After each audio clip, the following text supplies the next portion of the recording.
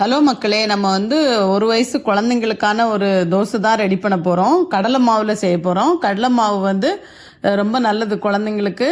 Same time ரொம்ப சத்தான காய்கறியெல்லாம் போட்டு செய்ய போகிறோம். இதில் பீட்ரூட், கேரட், வெள்ளை பூசணிக்காய், கொஞ்சம் நம்ம கொத்தமல்லி, உங்களுக்கு வேணும்னா நம்ம இதில் மிளகா கூட லைட்டாக சேர்த்துக்கலாம். காரம் குழந்தை சாப்பிடுதுன்னா இந்த காய் எல்லாமே நல்லா சீவி எடுத்துக்கோங்க. நம்ம எல்லாத்தையும் ரொம்ப கொஞ்சம் கொஞ்சமாக எடுத்துக்கலாம், ரொம்ப தேவையில்லை. நம்ம கொஞ்சமாவது தான் எடுத்துருக்குறோம். அதுக்கு தகுந்த மாதிரி கேரட்டு, வெள்ளை பூசணி, இது பீட்ரூட், கீரை கூட கட் பண்ணி போடலாம். நான் கொத்தமல்லி போட்டிருக்கிறேன். நீங்கள் கீரை இருந்தால் கீரையை கூட சின்ன சின்னதாக கட் பண்ணி போடலாம்.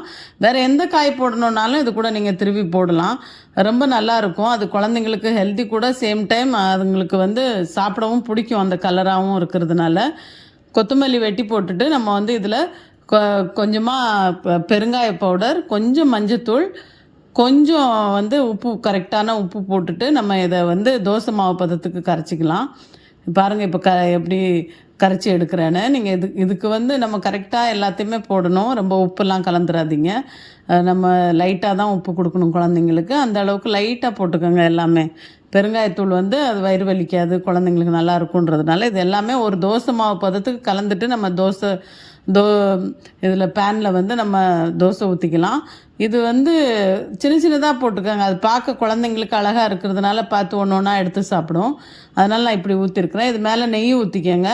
நெய் ஊற்றிட்டு நம்ம கொஞ்சம் நேரம் விட்டுட்டோன்னா கீழே வெந்துடும். கீழே வெந்ததுக்கப்புறம் நம்ம திருப்பி போடலாம். வேகாத முன்னே திருப்பாதீங்க, பிஞ்சு வந்துடும். அது நல்லா வெந்ததுக்கப்புறம் திருப்பி போட்டுட்டு நம்ம எடுத்து கொடுத்தோன்னா சூப்பராக சாப்பிடும். இதே நம்ம பெரியவங்களுக்கும் இதை தோசையாக வாத்துக்கலாம். இதில் வெறும் பச்சை மிளகா மட்டும் வெட்டி போட்டுக்கோங்க. கொஞ்சம் பெப்பர் ஆட் பண்ணிக்கோங்க. ரொம்ப சூப்பராக இருக்கும். இந்த பேசன்கா சில்லான்னு சொல்லுவாங்க. சில்லான்னு நாங்கள் மும்பையில் சொல்லுவோம்.